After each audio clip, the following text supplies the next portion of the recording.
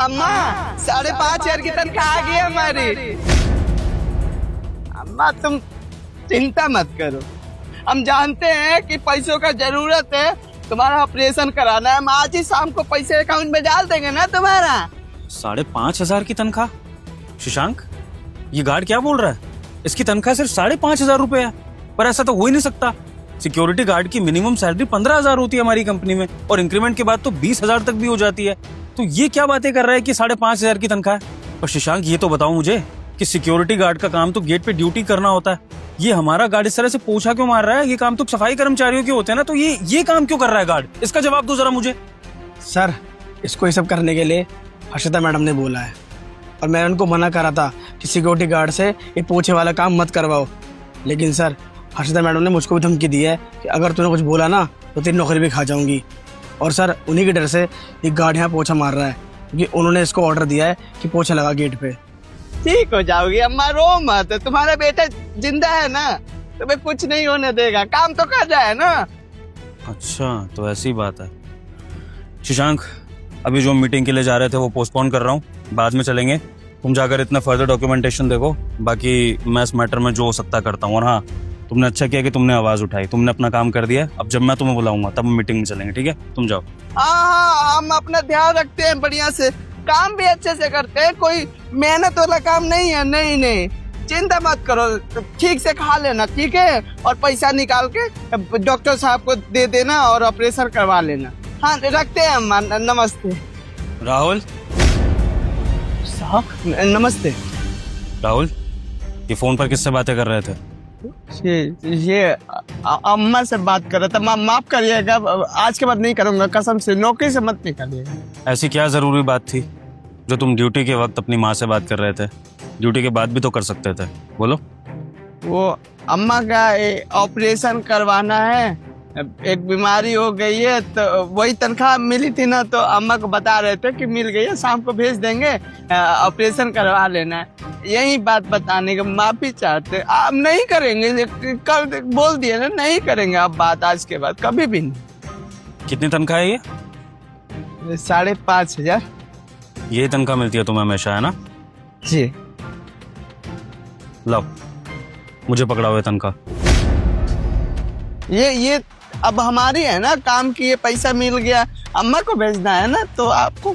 राहुल, ये तनख्वाह तुम्हारे बॉस के अकाउंट से होते हुए आई है, तो अगर तुम्हारा बॉस इसे तुमसे वापस मांग रहा है तो तुम्हें ये वापस करनी पड़ेगी, अगर तुम्हें आगे नौकरी करनी है तो जैसा कह रहा हूँ वैसा करो। ये सैलरी मेरे हाथ में दो, जल्दी। माफी मांग रहे फिर भी। बस, एक शब्द और नहीं। जब मैं अपने कैबिन में बुलाऊंगा तब आ जाना। फिलहाल के लिए सैलरी मेरे पास है, ठीक है? और हाँ, ड्यूटी पे दोबारा फोन पे बात मत करना, अपने काम पर ध्यान दो, जो भी कर रहे हो।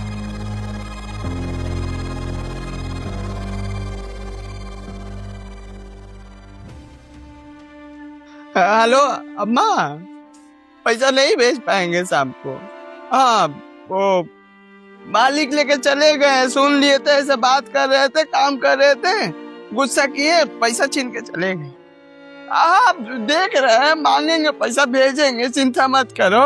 अब तो नौकरी पर बात आ गई है, पता नहीं नौकरी से हाथ धोना पड़ेगा या फिर क्या होगा। नहीं, तुम चिंता मत करो, हम देख लेंगे, हाथ पैर जोड़ लेंगे, उनका पैर पकड़ लेंगे, कुछ नहीं होगा गलत, ठीक है? हाँ, हम इंतजाम करके पैसा भेज देंगे। हाँ, तुम बस खुश रहना। रखते हैं अम्मा। यस सर, आपने बुलाया था मुझे? हाँ जी हर्षिता, मैं ये पूछ रहा था कि सारे एम्प्लॉयज की सैलरी डिस्ट्रीब्यूट हो गई है इस महीने की? हाँ सर, हो गई है। गुड। अच्छा, आपको ये पता है कि हमारे सारे एम्प्लॉयज खुश हैं या फिर किसी के घर परिवार में कोई दिक्कत परेशानी चल रही है? नहीं सर, सब तो खुश हैं, सबको अपनी सैलरी अच्छे से मिल जाती है टाइम पे, तो फिर ऐसा तो कुछ हो ही नहीं सकता है ना? पक्का हमारे सारे एम्प्लॉयज खुश हैं, किसी के घर में कोई दिक्कत परेशानी नहीं है? श्योर है आप? Yes sir.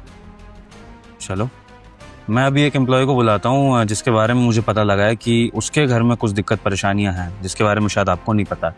तो एक बार उसी के मुंह से सुन लेते हैं उसकी दिक्कत है। राहुल, साहब जी, मुझे नौकरी से निकलवाने के लिए बुलाया है ना, ऐसा मत करिएगा, हाथ जोड़ रहा हूँ, नौकरी से मत निकालिएगा मुझे। राहुल, नौकरी से निकालने के लिए नहीं बुलाया है, तुम्हारी परेशानियां जानने के लिए बुलाया है। मैंने तुम्हें बाहर अपनी माँ से बात करते हुए सुना था, तो क्या क्या दिक्कत परेशानियां तुम फेस कर रहे हो जरा एक बार मैनेजर मैडम के सामने भी बता दो, हम सब सुनना चाहते हैं। क्या हो गया? साहब जी, वो हमारी अम्मा की तबीयत खराब है, ऑपरेशन होने वाला है, वही तनख्वाह मिली थी तो बात कर रहा था, और भी पैसा घट रहा है, परेशानी बहुत बड़ी है, क्या करे, कोई न जैसे तैसे अपना गुजारा कर लेंगे, कम तनख्वाह में कैसे गुजारा करे समझ में नहीं आता। क्यों राहुल, पैसे कम क्यों पड़ रहे हैं तुम्हें माँ के इलाज के लिए? कितनी सैलरी है तुम्हारी? अरे सैलरी की क्या मतलब है सर, सैलरी का पूछने का क्या मतलब है, जितनी सबको मिलती है उतनी ही है सैलरी इसकी। और तू यहाँ क्या कर रहा है, जाके बाहर काम कर।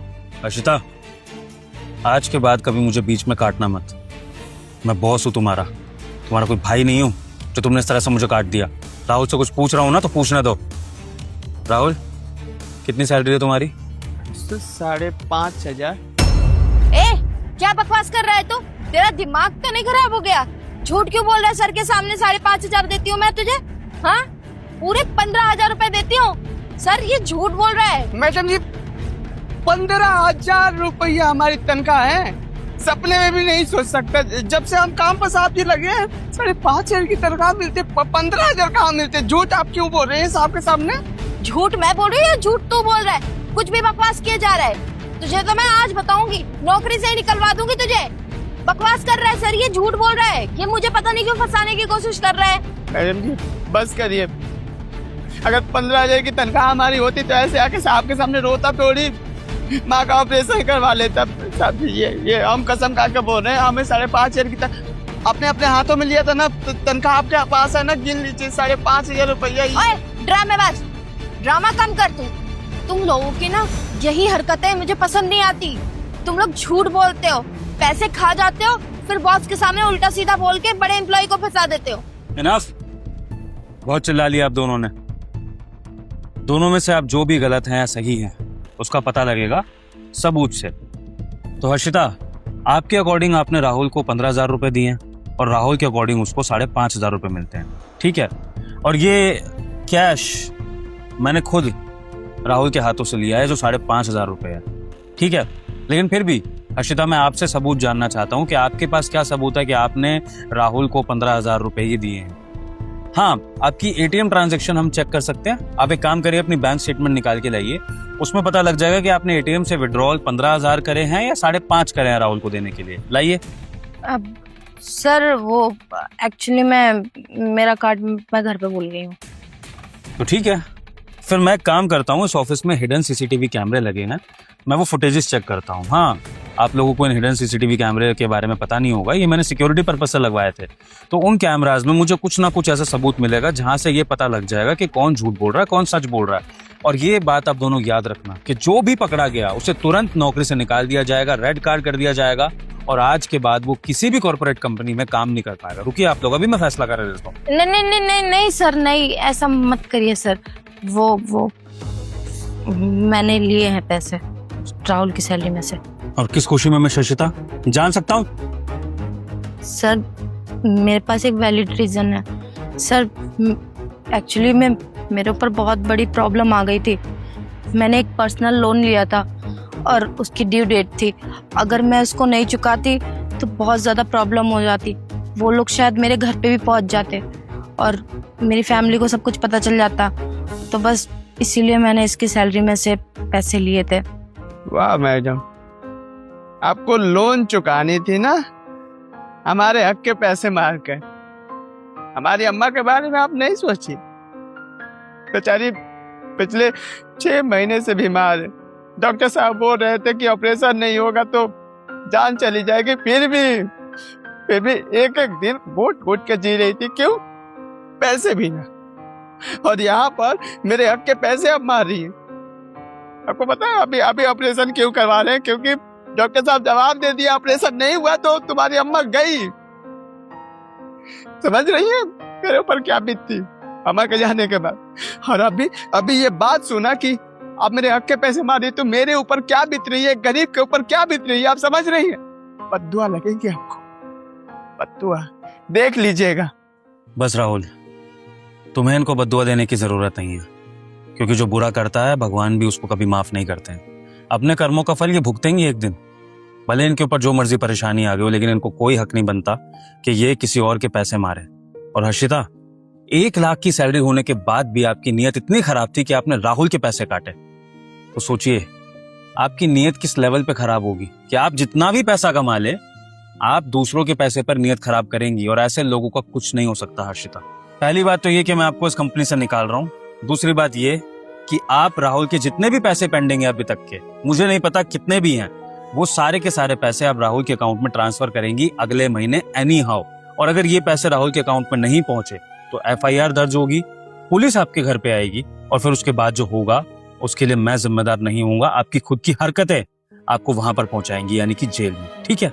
और तीसरी बात मिस हर्षिता, आपके माँ बाप का ख्याल करके आपको मैं ब्लैकलिस्ट नहीं कर रहा हूँ, सिर्फ नौकरी से निकाल रहा हूँ। लेकिन अगर आपने राहुल के पैसे नहीं चुकाए मिस हर्षिता, तो याद रखना जेल में जाते ही आपका सारा करियर खत्म हो जाएगा। और प्लीज अगली बार जिस भी कंपनी में जाओ ईमानदारी से काम करने की कोशिश करना, क्योंकि जो दूसरों का हक मारता है उसको कभी खुशी नहीं मिलती है जीवन में। हमेशा परेशान घूमोगी, चाहे लाख क्या करोड़ भी कमा लो, समझी। Now leave my office. Sir एक चांस दे दीजिए, मैं राहुल से भी माफी मांग लूंगी सर। अभी इतनी जल्दी मैं जॉब कहाँ से लाऊंगी और मैं कहाँ से इसके पैसे वापस करूंगी, आप ही बताइए ना। मेरे पास तो खुद ही पैसे नहीं है, मैं पाई चुका दूंगी इसके। पर सर मुझे जॉब से तो मत निकालिए, एटलीस्ट मैं जॉब भी करूंगी तभी तो पैसे कमा पाऊंगी सर। हर्षिता, आपको अगर इस गलती के बाद भी मैंने कंपनी में रख लिया ना, तो सारी कंपनी में मेरी थू होगी कि ऐसी मैनेजर को हायर कर रखा है जो लोगों का हक मारती है। मैनेजर का मतलब होता है लोगों को मैनेज करना, ना कि लोगों का हक मारना। तो प्लीज हाथ जुड़वाइए मेरे और निकलिए इस कंपनी से, इससे पहले कि मैं सच में पुलिस बुला लूं और यहाँ पर सीन क्रिएट हो जाए। बस याद रखिएगा, राहुल के पैसे उसके अकाउंट में, याद से। Leave now. राहुल, मुझे माफ कर देना, मेरी कंपनी में इस तरह का फ्रॉड हुआ तुम्हारे साथ, और सच में मुझे इसके बारे में कोई अंदाजा नहीं था। मैंने अपनी मैनेजर पे बहुत ट्रस्ट करके अपना बर्डन कम करने के लिए उसको सैलरी बांटने का काम दिया था, लेकिन मुझे नहीं पता था कि इसमें इस तरह का फ्रॉड भी हो जाएगा। मैं तुम्हारा गुनहगार हूँ कहीं ना कहीं, और मैं इसको सुधारूंगा गलती को, तुम टेंशन मत लो। रुको,